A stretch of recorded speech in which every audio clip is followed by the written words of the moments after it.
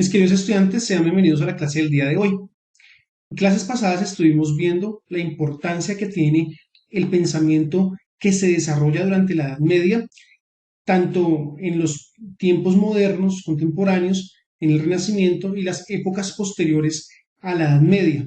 Decimos entonces que para refutar o para afirmar alguna idea relacionada con la teología, con la filosofía, sea escolástica o con conceptos con respecto a la metafísica, a la naturaleza y con respecto pues a Dios, tenemos que recurrir a los postulados que se desarrollaron durante la Edad Media.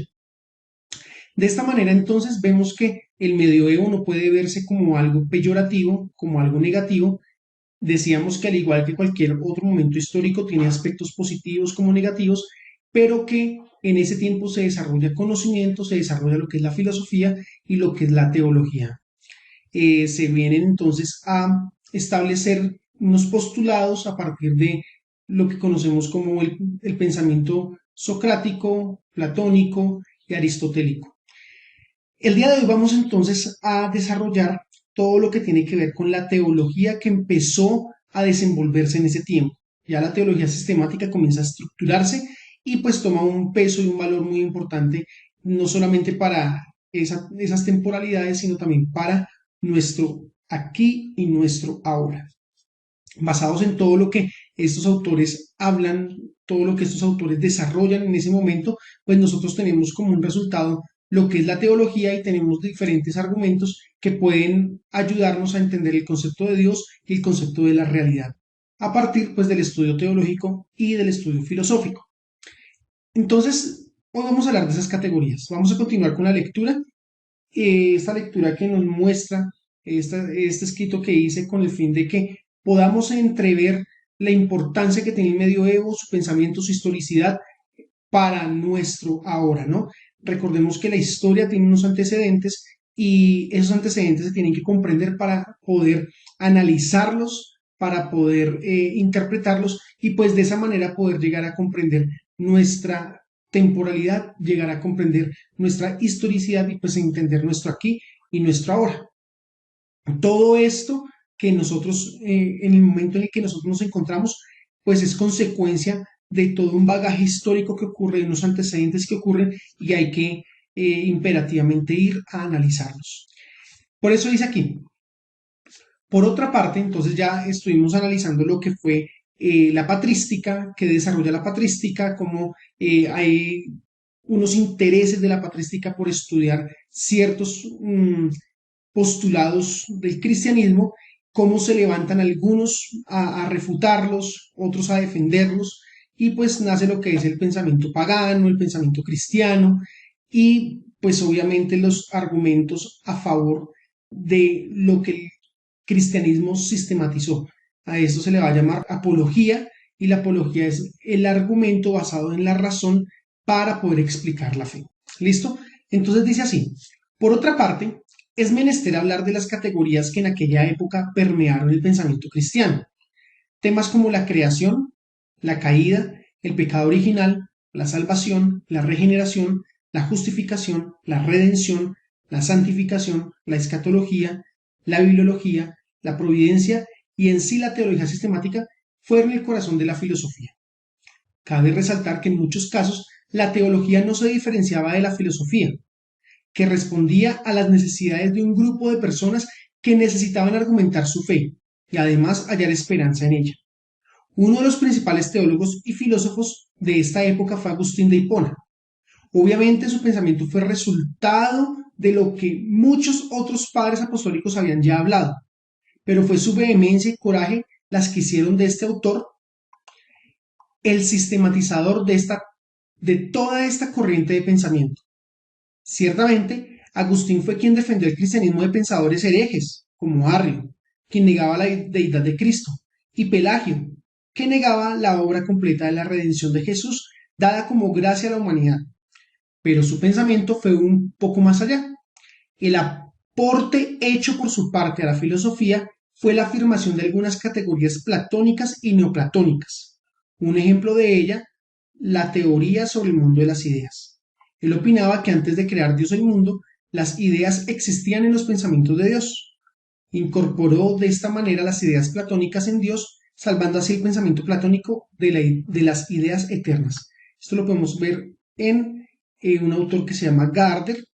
Y pues bueno, voy a explicar entonces estos temas. Estos tópicos que aparecen aquí son el corazón de la teología. Entonces vemos la creación. Recordemos que antes de que apareciera el cristianismo no existía la noción de creación. Más bien, los filósofos anteriores al cristianismo decían que el universo era eterno. Cuando aparece el cristianismo, se introduce la noción de creación desde la perspectiva judeocristiana. Todo lo que nos relata la Biblia, entonces en el Génesis 1 lo podemos tomar como aquella categoría teológica que más adelante pues se va a filosofar, que nos muestra el cómo Dios creó el universo. Entonces recordemos lo siguiente, la noción de creación que se introduce pues no es solamente una noción de creación a partir de la teología, sino a partir del razonamiento. Esto quiere decir que muchos opinaban que el universo, para poder existir, primero tuvo que haber no existido. ¿Listo? Esto nos lleva entonces a creer o a pensar que existe un ser necesario que tiene existencia autónoma, que le provee esa existencia a lo que crea. ¿Listo? Entonces, el universo no puede ser eterno porque todas las cosas que están dentro del universo tienden a desaparecer. ¿Listo? Entonces, a esto se le va a denominar la contingencia, es decir, todo lo que está dentro del universo tiende a desaparecer y solamente puede preservarse la existencia de las cosas si existe un ser necesario. ¿Listo? Un ser que le provea existencia a tales cosas. Entonces, esta fue la noción filosófica y teológica que se introdujo. Luego viene la noción de la caída. Cuando hablamos de la caída, estamos hablando de que el hombre entonces, pues, viene a separarse de Dios, ¿cierto? Y al separarse de Dios, pues incurre en lo que es el pecado. Entonces la caída es la manera en la que el hombre rompe su relación con Dios, se introduce en el hombre una naturaleza que lo lleva siempre a lo malo. Y en este caso, como fueron Adán y Eva quienes pecaron, pues se introduce lo que es el concepto del pecado original. Entonces ellos pecan y al pecar ellos dos, la consecuencia recae sobre toda la humanidad. El hombre peca y por lo tanto es destituido de la gloria de Dios. Por lo tanto se rompe la relación que hay entre el hombre y Dios. Esto nos lleva a pensar que el hombre pues necesita una salvación. Esto nos lleva a pensar entonces que el hombre necesita acercarse a Dios y solamente se puede acercar a Dios a través de un plan soteriológico, es decir, a través de un plan de salvación que Dios crea para que el hombre se regrese al diseño original de Dios. Entonces aquí la salvación viene a ser dada a través de Jesucristo. Jesucristo viene como aquel que entrega su vida, que perdona los pecados y que nos vuelve a reconciliar con Dios. El siguiente concepto, que es regeneración, viene a ser lo siguiente. Entonces, como Jesucristo nos salva, nosotros tenemos que nacer de nuevo. ¿Y qué es nacer de nuevo? Es decir, toda persona estaba en el mundo, cuando acepta a Jesús se reconcilia con Dios y vuelve a ser parte de la familia de Dios. Antes de ser parte de la familia de Dios, pues el hombre estaba enemistado con Dios. Regeneración significa que entonces la persona muere al mundo y vuelve a nacer espiritualmente para Dios, siendo justificado, es decir, perdonado, ¿cierto? Redimido, es decir, liberado, y luego santificado, es decir, el hombre comienza a comportarse moralmente mejor, éticamente mejor, porque una consecuencia de que el hombre ha sido salvo es que cambia su interior. ¿Listo? Pues también vemos conceptos relacionados con la escatología con todo lo que tiene que ver con los eventos antes del fin, con lo que tiene que ver con lo que nos narra el Apocalipsis, pues obviamente concatenado con los demás libros de la Biblia, y aparece la bibliología, ¿no? Decíamos que entonces la patrística, los padres apostólicos se encargaron de decidir cuáles libros tenían que ir en la Biblia y cuáles no, basados en unas premisas, basados pues en que cumplieran rigurosamente las características que ellos habían planteado. Esos libros tenían que ser incluidos dentro de la Biblia. La bibliología viene a decirnos cómo se estudia la Biblia, de qué está compuesta la Biblia y demás. ¿Listo? Otro concepto que se introduce es el concepto de la providencia, es decir, Dios tiene un plan personal para cada uno de nosotros y de esa manera podemos descansar en que Dios es un Dios cercano a nosotros y que todo lo que ocurra pues se debe a la voluntad de Dios. ¿Listo? Y pues en sí toda la teología sistemática, eh, que es el corazón de la filosofía y la teología de ese momento. Como nos podemos dar cuenta, hay unas preocupaciones dentro de los filósofos y teólogos y nacen entonces una serie de conceptos y una serie de ciencias que nos ayudan a entender la teología de ese tiempo. Como bien lo decía yo aquí en el escrito, esas personas necesitaban pues desarrollar todos esos conceptos para poder argumentar por medio de la razón su fe. No es solamente creer en un dogma por creer, sino también justificar el dogma a través de la razón, ¿listo? Y pues cuando encontraban la razón de su fe, encontraban también esperanza en el mismo, ¿listo? Como ustedes bien saben, San Agustín pues es uno de los pensadores más importantes. San Agustín viene entonces a cristianizar las ideas de Platón, pero San Agustín es uno de los padres apostólicos más importantes de la Edad Media junto con Santo Tomás de Aquino, que más adelante vamos a hablar de él, porque él viene a organizar toda la corriente de pensamiento cristiano. Entonces él toma los libros de las cartas paulinas, es decir, de las cartas que escribió el apóstol Pablo, y comienza a comentarlos, comienza a explicarlos, comienza a desarrollarlos, ¿listo? De esta manera entonces él defiende el cristianismo de dos pensamientos que aparecen para atacar el cristianismo, y estos dos pensamientos son el pensamiento de Arrio, el arrianismo, y el pelagianismo, el pensamiento de Pelagio.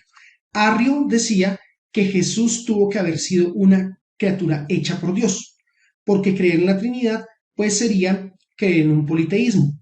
San Agustín va a contraargumentar y va a decir que la Trinidad habla de un solo Dios con tres personas distintas, aunque las tres personas son autónomas y distintas en cuanto a su carácter y su personalidad, no quiere decir que estén pensando en varios dioses, sino solamente en un solo Dios. Y pues Pelagio viene a decir que Jesucristo no completó la obra de la redención, es decir, Jesucristo cumplió una parte de la salvación, pero nosotros tenemos que ayudarle. Entonces Agustín de Hipona dice, no, no tenemos que ayudarle a Jesús, simplemente su obra fue completa, nosotros no tenemos que hacer nada para ganar una salvación, sino que ya habiendo recibido la salvación, lo que hacemos es comportarnos como salvos. Es decir, Pelagio decía, nosotros tenemos que cumplir éticamente ciertas cosas para poder acceder al cielo, para podernos ganar el cielo. Agustín de Hipona, basado en lo que dice el apóstol Pablo, dice, no, nosotros no tenemos que ganarnos el cielo porque ya nos fue regalado, ¿cierto? La salvación ya nos fue entregada. Por lo tanto, tenemos es que caminar como salvos. Y caminar como salvos significa tener un comportamiento basado en los criterios y en las ideologías que Jesús le enseñó a sus discípulos y que ellos pues a su vez promulgaron, hicieron crecer en los demás. ¿Ok? Entonces pues eso es todo por el día de hoy. Estos son los pensamientos y los conceptos que comienzan a introducirse en la Edad Media gracias a Agustín de Hipona, gracias a los padres apostólicos, y pues más adelante vamos a desarrollar un poco más la teología de este tiempo. Entonces, que tengan un feliz día, Dios los bendiga.